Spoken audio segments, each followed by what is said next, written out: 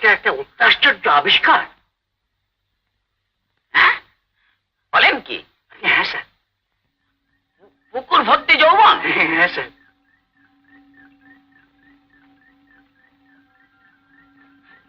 আমি আমি যাব।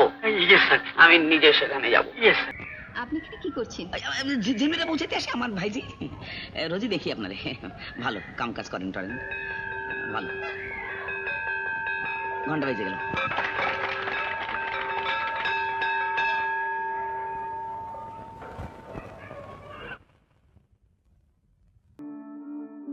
দাঁতগুলো সব খাওয়া, কেমনি হবে মাংস খাওয়া?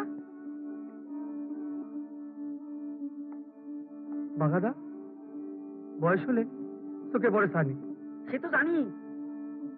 বয়স গোপীনাথ, আর সবুজ হয় না। এটা আলসেমির সময় নয়, এভাবে সময় নষ্ট বড় কষ্ট। রান্নার কাজ কিছু জানো বাবা?